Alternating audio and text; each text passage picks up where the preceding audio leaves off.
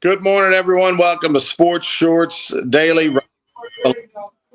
Rice and TK over at Court Cafe in Port Allen, location presented by Louisiana Sports. TK, see if you can mute yourself there while I don't know why they won't answer the phone here. Go ahead. We're over here presented by LeBear's Casino and the new ESPN Sports book, ESPN Bet Sports Book. Stop on by there and check them out. So much to get to today. What a great weekend it was. If you're an LSU Tiger football fan, Jayden Daniels brought it home, got that Heisman Trophy win. Congratulations to everybody who had the winning ticket on all those futures and all those before the season bets. It's always fun to cash a winner. Jayden Daniels becomes, of course, the third LSU Heisman Trophy winner and the second in 5 years, which is really the big story. You know, after it was so long between Billy Cannon and Joe Burrow, it felt like, okay, great. It's going to be another 30, 40, 50, 60 years before someone wins again. And boom, here we are 5 years later celebrating Jayden Daniels. We'll talk about that. Malik Neighbors, 1 point away from winning the Biletnikoff Award, which he, of course, deserved to win. I was surprised that Jayden Daniels didn't say anything in his speech about Malik Neighbors specifically, or he mentioned his receiver group, saying how they were like Waffle House always open. But I would have hoped that he would have maybe singled out Malik there. We'll talk about that. Ohtani gets the biggest contract in North American history, 10 years, $700 million. It was such a big announcement that at the Louisiana High School, LHSA High School Football State Championships, when it came out, his contract yesterday on Saturday, that's all. I mean, everybody stopped what they were doing and was showing their phone to each other and talking about it, how unbelievable it is. And the most unbelievable thing is, folks, is that it is guaranteed. Saints win 28-6 in one of the ugliest football games you'll ever see. How a team can have 200 yards of offense and the other team have 300 yards of offense, and you get out and you win by 22 points, you had to be there to see it. The Saints find themselves as a 6-point favorite next week against the Giants. The Giants are in action tonight on Monday Night Football. Saints, are a 3-way tie right now with the Falcons and the Bucs. Right now, the Saints would lose the tiebreaker to all of those, so they needed to not be a tie type situation. The Cajuns, the Raging Cajuns, will be in the Dome on Saturday in the New Orleans Bowl once again, taking on Jacksonville State. The Cajuns find themselves a 3-point dog. That game will be at 1 p.m. in the Superdome. Pels are minus 3.5 tonight against the first place T-Wolves, the best team in the NBA. The Pelicans are T-Wolves. I don't know what to do. They're missing something. And Patrick Mahomes went off a little bit after the game, maybe deservedly so yesterday, Tommy. Said in his 7 years as an NFL quarterback, he's never seen an offsides on the offense, and that cost the Chiefs the game yesterday. We'll tell you about that as well. But let's first go to Jayden Daniels, TK. Your reaction to the news and the voting. Well, I thought he was going to win it. I'm glad he did. I picked up a few dollars, not as much as Hunter McCann, but I did. And I think he deserved to win it, bottom line. Might have been a little closer than I thought it should have been. But, I didn't see Michael Penix play more than I saw him play Oregon that night in the Pac-12 championship game. But other than that, it was just highlights. And, of course, basically saw every snap that Jayden Daniels took. But I think he deserved to win the Heisman Trophy. I think he looked great. I think his speech was outstanding. It was great to see his mom and dad. I mean, the whole bit, it was really cool. I always enjoy it when they had 22, 23 Heisman Trophy winners up on the stage and introduced each of them. I always enjoy that because those guys, now Daniels is in that group. But no, I think he deserved to win. He should have won. I'm glad he did. Now, again, there's 920-something people that vote. There were people that voted Marvin Harrison Jr. number 1 to win the Heisman. Those people shouldn't get to vote anymore. I mean, that's making, I get it. It's an opinion thing, okay? And maybe their opinion, he was the best player in America. But then again, sometimes you have to look at somebody's opinion against the facts and say, there's no way he's the best player. player in America. He's not the best wide receiver in America, much less the best player. But back to Jayden Daniels, it's remarkable. It's outstanding. You go back to the first couple games he played back in the 2022 season. Everybody's, he's running too quick. He's tucking it and going, and the improvement that he's made to become the best player in college football is significant, and that's great for LSU, the brand, the athletic department, the football program, and like you said, 2 Heisman Trophy winners in 5 years. Before Joe Burrow arrived, if I would have told you or anybody, hey, in the next 5-6 years, LSU get 2 guys winning the Heisman, you'd have thought I was crazy. I definitely would have. The one thing I will say about the speech, for me, I would have liked to see more crying. I love the crying part. I wanted to see mom and dad boo-hooing. I wanted to see Jayden Daniels not be able to get through the speech. He held it together. They all held it together really good. It lacked to me the emotional tie that I would have liked to have seen. But no, it's a great thing for LSU. They had a disappointing year relative to where the expectations were. This was supposed to be a top 5 team in the country. This was a team that should have been in the playoffs. This was a team that could have been undefeated or maybe 1 loss. Instead, you have 3 losses, no chance at the playoffs. You're playing a meaningless bowl game against an inconsequential opponent, a not very good Wisconsin team. You should roll. It's a disappointing year. I know 9-3. It's unfair to be disappointing, but it is. 9-3 is status quo at LSU. You should pretty much never be worse than 9-3. And yet you win the Heisman, and it's sort of like a Band-Aid. It's sort of at the end of the season kind of fixes things a little bit, makes you kind of forget that the season was mediocre, and your defense was statistically horrific. And we feel good about ourselves, especially going into recruiting. This is a great thing for them to use to say to transfer portal players and incoming players that, hey, at LSU we create, legends. Jayden Daniels did not announce. He kind of dodged the answer. Will he play in the bowl game? I don't expect him to play in the bowl game. We're supposed to announce Sunday if he's going to play in the bowl game. Chris Hilton, the wide receiver for LSU, who played at Zachary High School, was on the sidelines for the Zachary High versus Ruston state championship football game on Saturday in the Superdome, a game that Ruston won. Their defensive coordinator, by the way, Kyle Williams, former LSU great, and their quarterbacks coach, Steve Ensminger Jr. The Chris Hilton said that he's not going to play. So it didn't shock me. Right, we expect that's going to be the announcement today, and if so, it'll actually turn.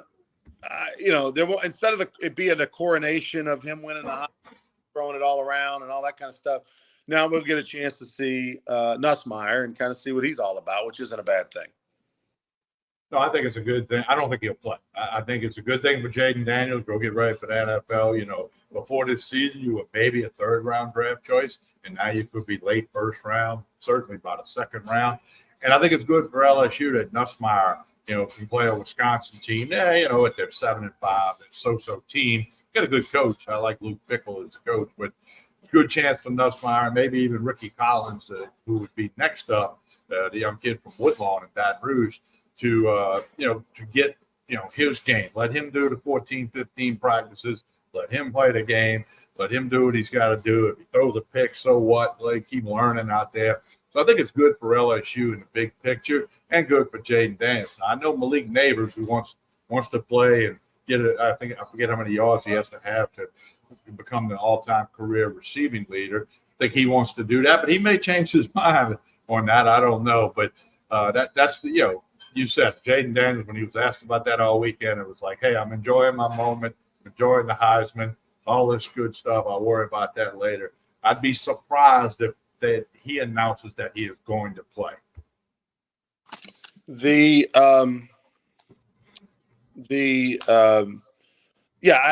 would be shocking to me. Something will have changed, and somebody would have had gotten in his ear. I don't see it happening at all. If he was going to play, he would have probably said already. But I mean, one of his teammates said that he's not. Malik Neighbors got absolutely screwed. He was short of the Blitnikoff Award by 1 point, Tommy. And one of the worst things happened, and we've seen this more and more, right? We saw it when um, at the SEC preseason meetings in July when the crazy voting happened, and they had a couple of sports Vanderbilt for first place in the SEC East. And of course, when you do things like that, when you get silly, it throws off all the voting and whatnot. And if you're not going to take the voting seriously, we discussed it and said you should have your privileges taken away.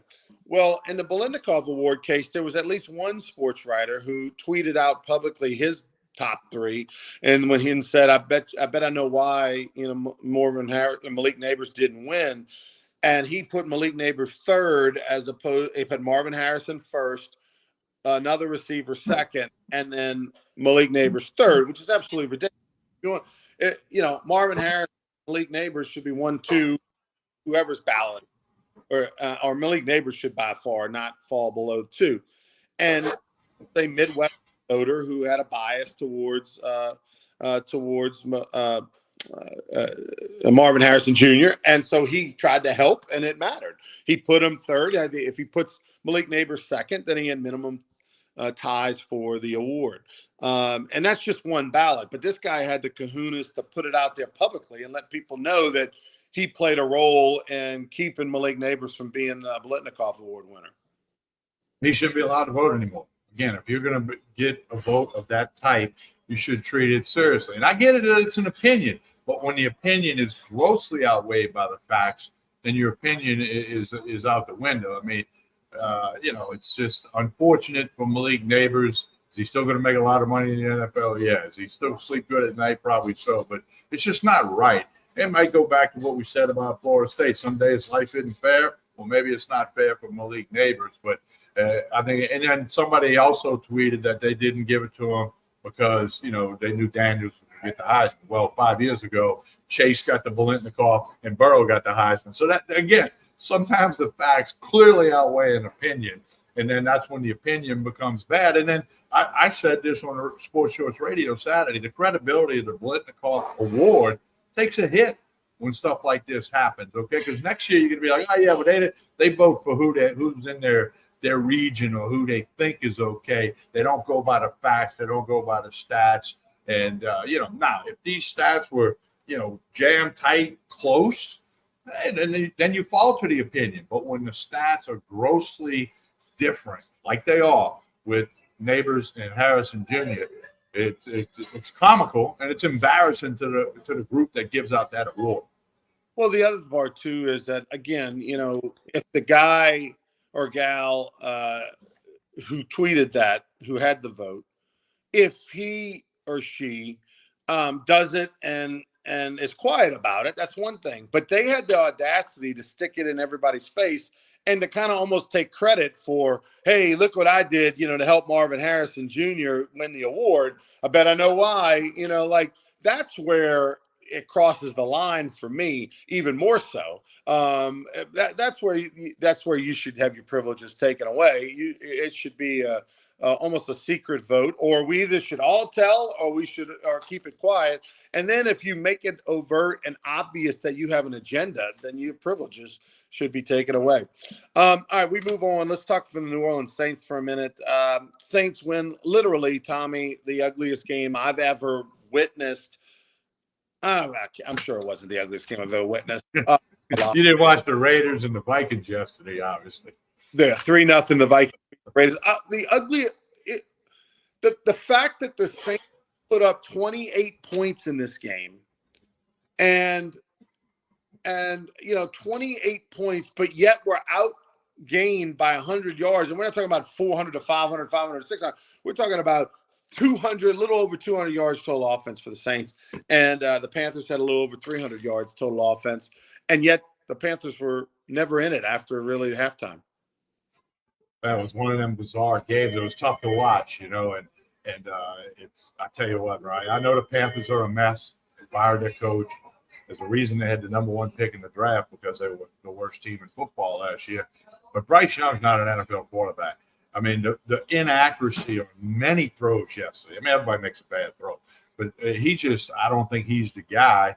And, that's up for the Panthers to decide going forward. But, man, the Saints were just, I mean, I don't know what to say. It's hard to describe, painful to watch. But then all of a sudden, they win the game 28-6. Now, you did have a scoop and score in there. So that's 7 points. But, it just was tough to watch. But what was your reaction to Derek Carr getting into it with McCoy as center as they were going off the field after one of the series? Carr, I don't know what that was about. I was at the game. The sack. I mean, like McCoy missed a block. What Carr was saying to McCoy.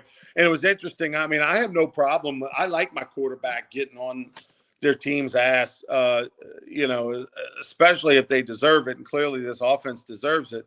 Now, he's got to be able to, if you're going to point a finger at somebody else, you got 4 right back at you, and he hadn't played great either. But, I mean, it's a bad deal when you and your center are getting into it. You don't see that very often. You don't, and, that's the sign of a struggling team. If you're, doing great, then you're just like, hey, man, all right, clean that up next time. Like when the shortstop misses the ground ball, and make the play. So I don't mind. I mean, these guys getting after each other a little bit. It shows competitiveness. It shows the willing to compete. And it shows the fact that they want to get it right and do things right and win the football game. Now, both of them did the kumbaya after the game. Like, McCoy said, a public display of a controversy that deserves a public apology. That he was quoted saying that. And, of course, Derek Carr just said, hey, it's all part of football and emotions are involved. Then they both gave it the standard answer to try to get, beyond it, which they will and did. And, I mean, I think there's probably lots of stuff that goes on in the NFL that nobody knows about of that type. But this one was obvious to everybody. And, it's part of it. And it's part of the fact that I think that the Saints are pressing so much. They know the offense is awful. They know it. They got to hope that defense can play well. But then yesterday it didn't follow that script. But the bottom line is they walked off the field with a win. Bucks right now have the tie. Fell teams 6 and 7. Bucks and Falcons. The Bucks have the tiebreaker at the moment. They are the division champs in the playoffs, and then the Falcons have the tiebreaker on the Saints. They beat the Saints the one time they played, and they have the division. So the division, the better record. So next week the Saints are favored against the Giants. If the Saints win, they'll go to 7 and 7. At that point, they will be in a tie with either Tampa or the Falcons, who play each other next week. They will be in a tie. If they can win, they'll be tied with one of those teams for 7 and 7. Now, they won't have the tiebreaker against either team. Again, lost the head-to-head, and also one of those two teams, whoever wins that game, Tommy, is going to be 4 and 1 in the division. 5 and 1 rather. Wait, hang on a sec. Yeah, 2 and 2. Yeah, 4 and 1 in the division. The Saints will be 2 and 2 in the division. So Saints have got to win. They can't come out of these 3 home games with a loss. If they lose to the Giants, I mean, in my mind, it's over. But because these other teams aren't going to not win another game the rest of the way, so they've got to take care of business. Get your reaction. Yeah, I agree with you. I mean, every team in every sport wants to be able to control their own destiny.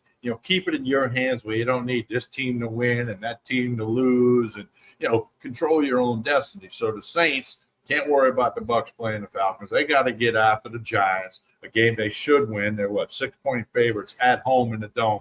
Take care of your own stuff, and more times than not, the other things do fall into place. So, the Saints just have to worry about the Saints.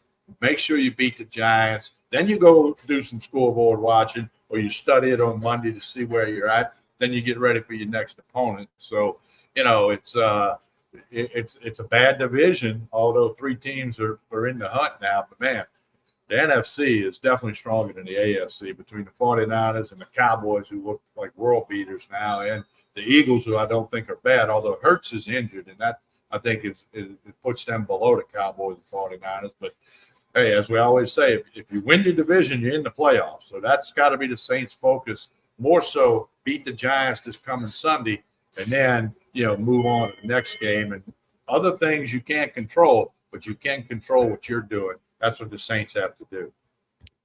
Talk to me about this Ohtani contract, 10 years, $700 million, TK. It blew away everybody's mind. We're talking about, the shorter term contracts, but with the X amount per year, you had two pitchers getting on just between $45 and $50 million a year. Then all of a sudden, bam, you jump to $70 million a year. And here's the crazy thing is we're going to find out this week exactly all the terms. They're going to announce all that, the Dodgers are, and the deferment payments and all, because it's not going to be equal billing throughout the whole 10 years. But that's regardless. It doesn't matter. He's getting the full 700 no matter what happens. The dude can go out tomorrow, Tommy, and tear every tendon in his elbow and be done, and it not be unfixable. And now you're paying $7 million for a guy who can hit only. Obviously, he's double dipping because he's one of the better hitters and he's one of the best pitchers. And so his agent sold it that, hey, look, he should be getting $35 million as a hitter and should be getting $35 million as a pitcher. I mean, that's what this argument's all about. But 10 years on a guy who's already had some arm injuries, incredible. And it just goes to show you what an impact he makes selling merch, selling rights, selling suites, selling sponsorships in that particular market. Ohtani in Los Angeles, a giant Asian American community, they and so close to that side of the world, they can financially make up with things off the field. Whereas if he was playing for the Rays, it may not be the same deal. Well, a couple of things, Ronnie. One, like somebody said over the weekend, what happened to 6? I mean, everybody was talking 4, then it got to 5 real quick, and then we get north of 500 million. And then all of a sudden it came out at 700. Number one, I was shocked to hear 700. Number two, at 700 million for a DH, okay? Because he's not going to pitch to at least 25. And if there's a weakness in this game, it's playing in the outfield. So basically, you're paying 700 for a DH. But here's where the money comes in. You talk about merch and all that.